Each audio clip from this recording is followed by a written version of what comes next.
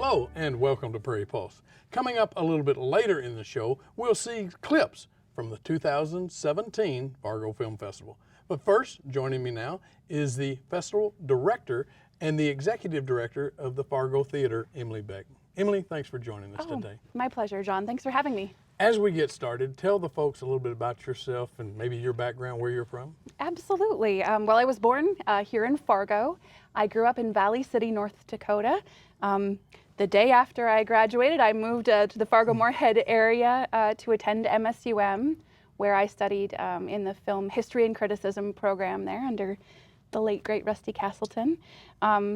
During my time as a student there, I began volunteering with the Fargo Film Festival and kind of fell in love with the Fargo Theater and the Fargo Film Festival. After graduation, I worked at the Marcus Theaters for a few years, and then I got kind of an opportunity of a lifetime to come and work at the Fargo Theater, which was already near and dear to me. Yeah.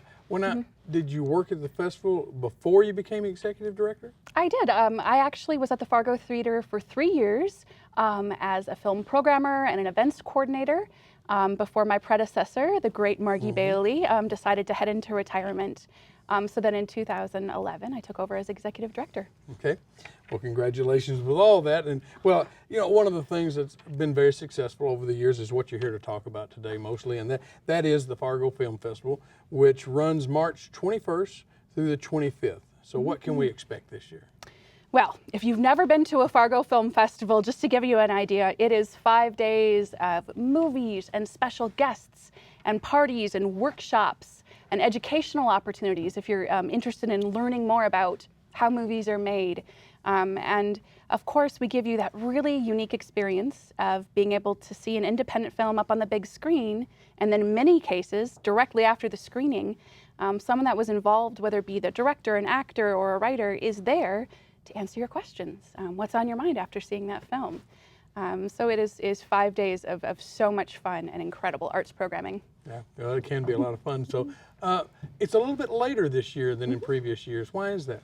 Well, actually, last year we moved the festival back a little bit. It had typically been in the first week of March. We moved it back a little bit to coincide with the Fargo Theater's 90th birthday.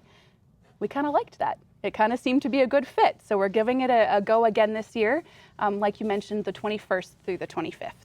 Okay. So how many films were entered this year? There were just over 300 films that were entered into competition from literally all over the world, nearly every continent. And of course, plenty of films from right here in the United States as well. Yeah. How many made it through the jurying process? Yeah, it's getting tough. The competition is getting tough. 103 films were selected to screen by our juries. Yeah. Well, can you talk about the volunteers and the number of hours that it takes for them to watch all these movies and absolutely judge them, I guess, so to speak? Yeah, absolutely. We are a volunteer-driven film festival. We have a team of 60-odd people in this community, and then some from out of town as well, who volunteer their time as jurors. So they are able to watch the films through a secure online account. And they can watch them in the comfort of their homes, and then they all get together based on their category, and they make those discussions, and they deliberate, and they decide which films will be selected.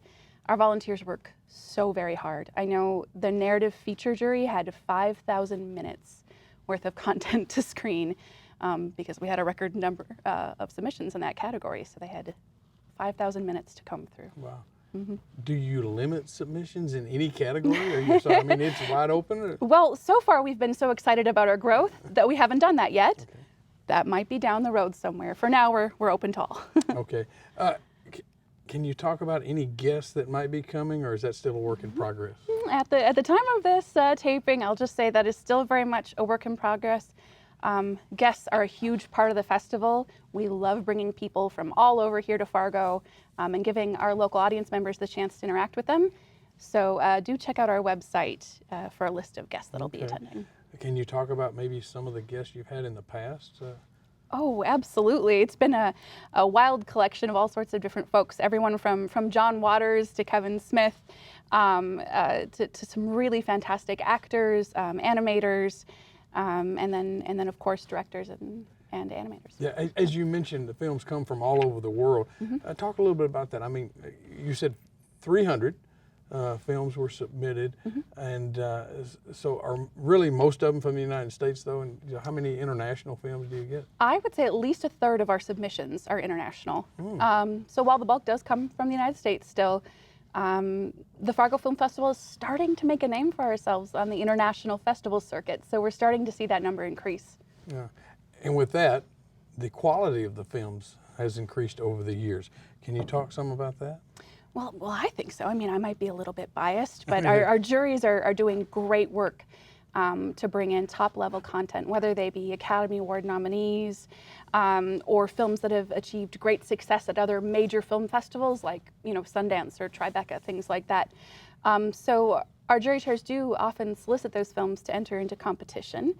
But then we've been quite fortunate as the festival has continued to make a name for itself that sometimes these higher profile films just come to us on their own too. So well, you mentioned that. I think there have been some films submitted that have won an Academy Award. that's correct. Okay. At the time of this taping, we have our narrative short winner is on the Oscar short list.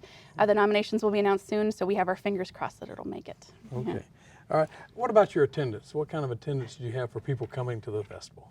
Well, the year before last, we broke our all-time attendance record with over 7,000.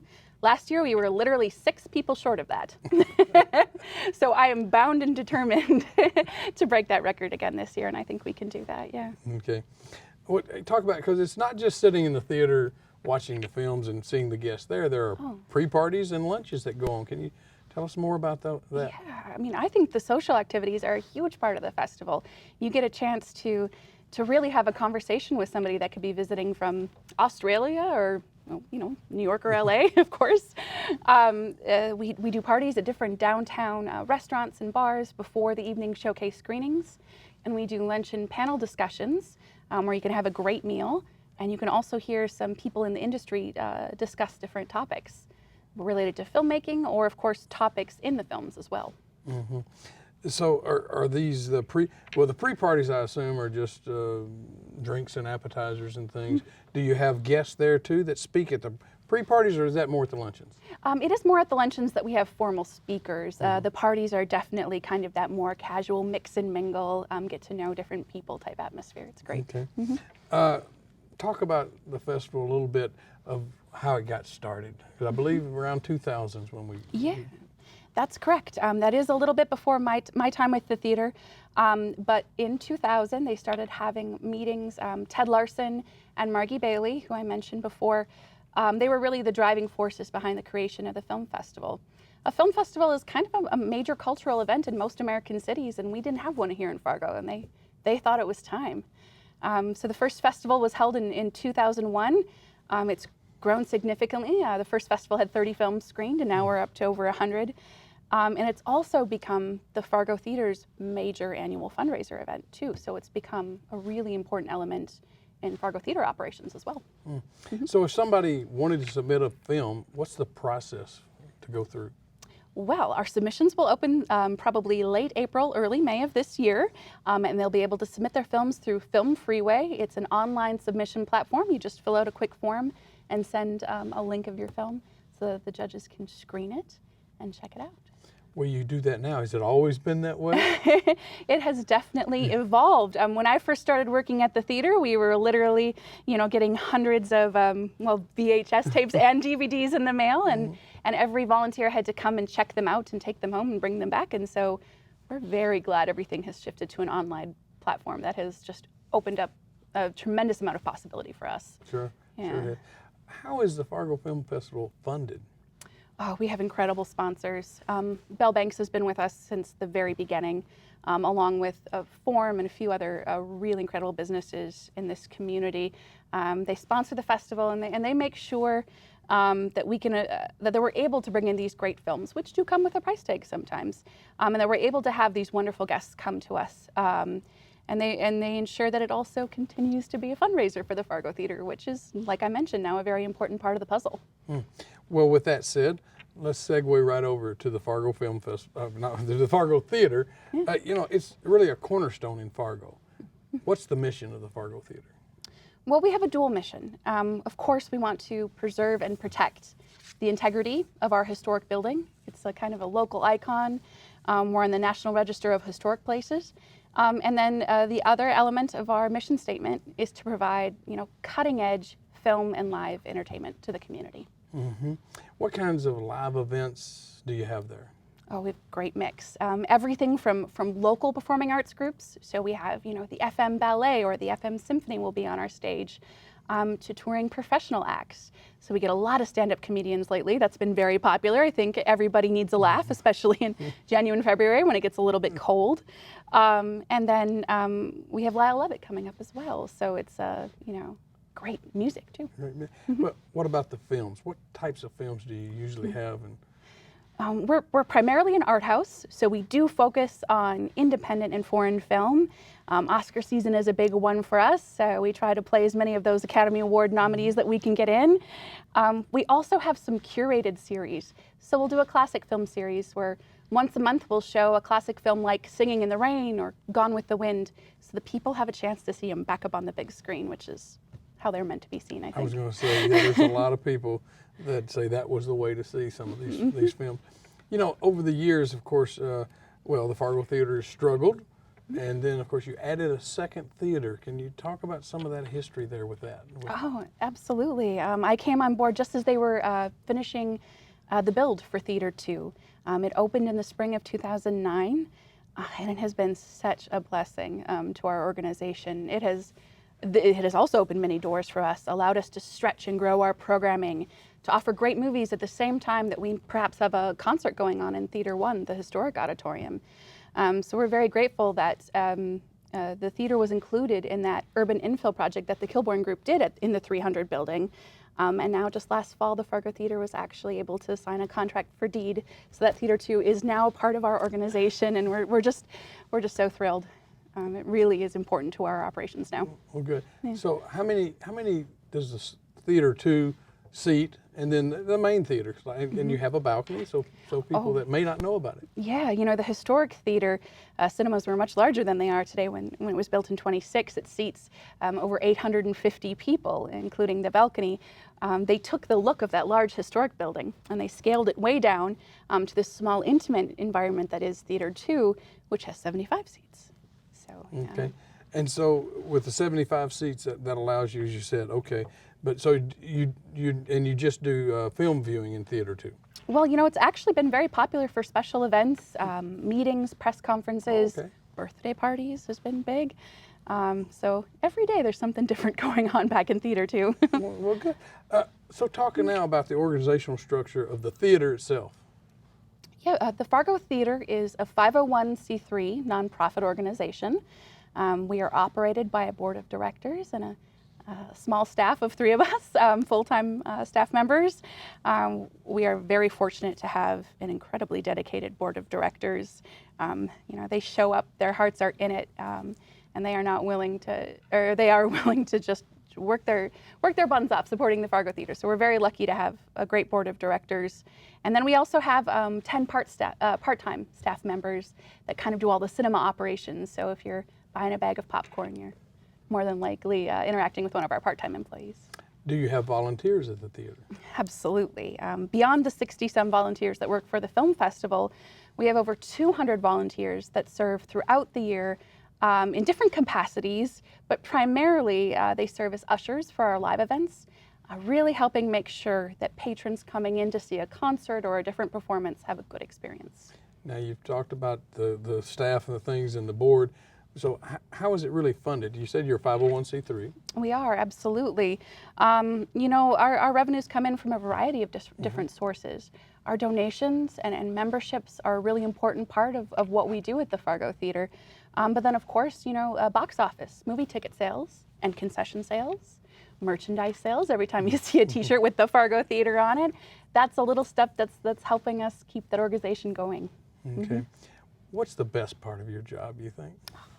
I love my job. I'm so lucky. I get to go to work every day and be surrounded by volunteers and staff members that are there because they love what they do. They're not there to make the big bucks. They're either volunteering or they're a college kid working part-time or something like that. But I feel very fortunate that I get to be surrounded by that network of people. and that I get to be a part of something that's important to the community. The Fargo Theater is important to the community, to our history, and to our present and our future, and that's a blessing. Well, I do commend Fargo for keeping it. So many small theaters have disappeared over the years.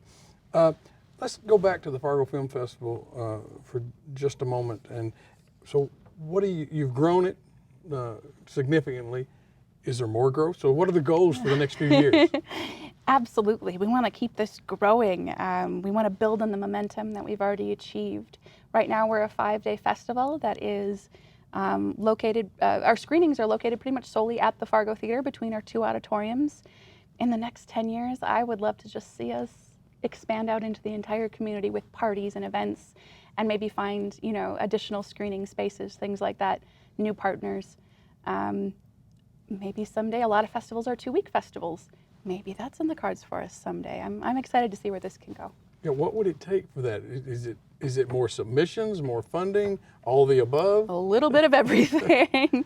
Yeah, we'd probably have to grow our volunteer base, grow our submissions, and then, like I said, find some new sponsors and partners for those venues. Mm-hmm. All right, well, in just a moment before we leave here, or after we leave here, we're going to see some clips. Now, these are clips from the winning films? Is that what we're going to look at? Tell me what are we going to see a little bit? We'll be seeing all sorts of good stuff. Different clips from our different category winners. A film is submitted by the category, by the genre that it fits in, and then the juries get together and they select winners in each category. So you'll hopefully be seeing a clip from our best animated film, from our best student films, documentary feature, and so forth. Including our best narrative feature winner, which is called Always Shine, and it stars a great up-and-coming actress named Mackenzie Davis, who's rose to fame through a show called *Halt and Catch Fire*, and she delivers just a fabulous performance in this film. Yeah. You've mentioned categories a number of times. How many categories do you have? We have 7 different categories, and then we'll have 8 different winners this year because the student category has grown so large. We found it necessary to split between student documentary and student narrative, which is great. Oh, well, it is. Yeah. So do you get a lot of films from young people? Absolutely, yeah. I mean, the student category, and then of course a lot of young independent filmmakers that are maybe just out of school and they're starting to build their careers out in Los Angeles. Mm-hmm. Something that I found really encouraging this year is that of 8 of our winners, 6 of them were directed by women. So it's great to see female voices represented in the world of cinema. Okay. Real quick, if people want more information, where can they go? FargoFilmFestival.com. All right, thank you. Now, let's take a look at those clips.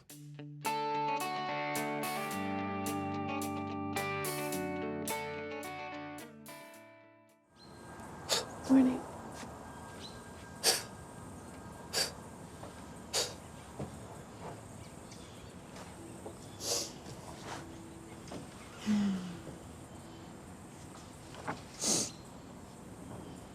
What's that? Oh, it's just this stupid script. So stupid. What is it? It's just a really dumb horror movie. Another one? Yeah, I know. This one is especially stupid. It's embarrassing. What's it about? It's nothing. It's just, It's about nothing? it's about stones. It's set in Iceland, where I guess they have this whole mythology where stones turn into trolls. But it's a red herring because it's a serial killer, only you think it's trolls for a while. This is something Adele gave you?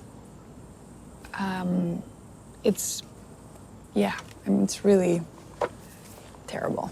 Okay, but she wants you to do it.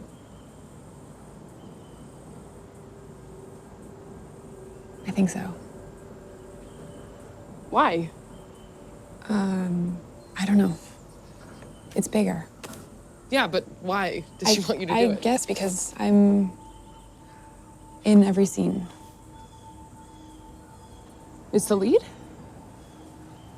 I guess. I mean, yeah. Also, it's against type. What's your type? I don't What, like the wilting flower type?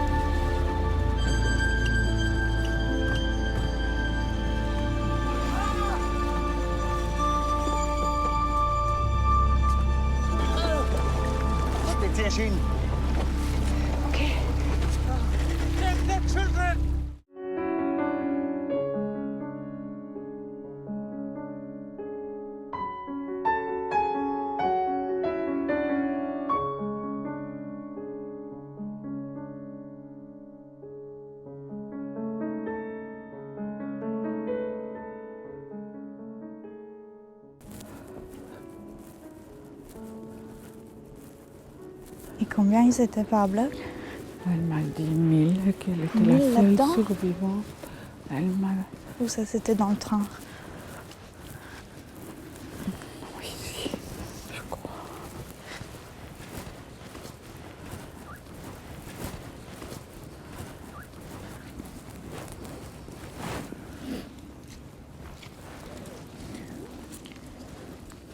Ah non. J'étais venue ici avec elle.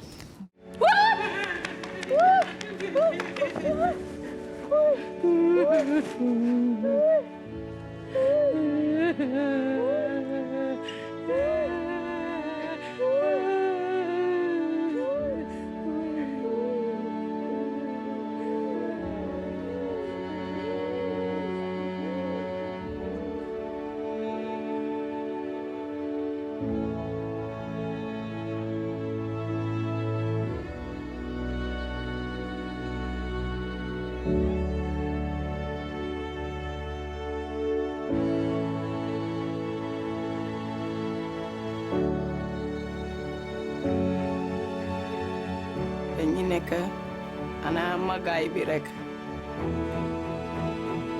mais dañu nekk di simple.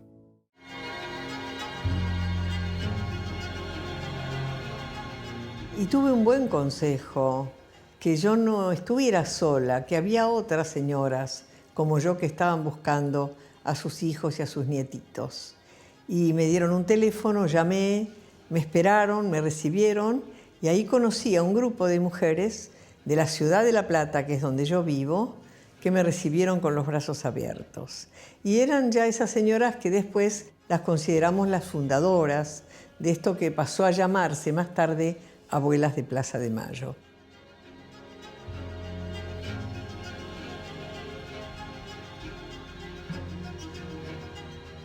Yo tuve rechazo y horror la primera vez que fui a la Plaza de Mayo, cuando me llevaron las abuelas más expertas, y yo vi tantas armas, tantos caballos con policías y perros de asalto y camiones con agua, hidrantes.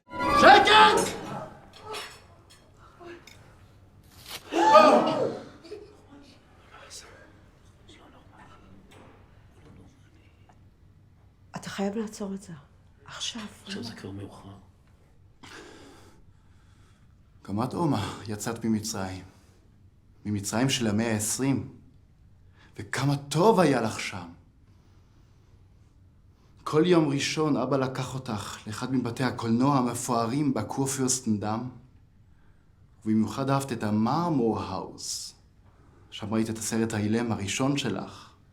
ותמיד אחרי הסרט הלכתם לאכול שטרויזל קוכן. עוז, קום, תפסיק את זה. קום. תפסיק.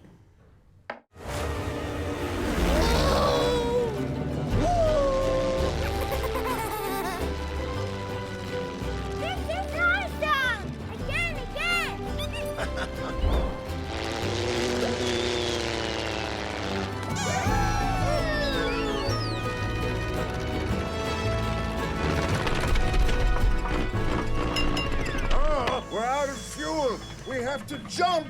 It's now or never.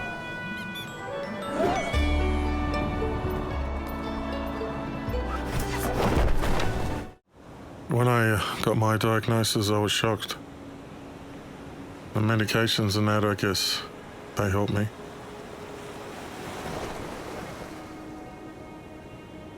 I used to be a DJ, played at parties and pubs and that. Now I'm on the run. Certain people know who I am. They will find me. That's why I lived in my car. Well, that's all we have on Prairie Pulse for this week. But as always, thanks for watching.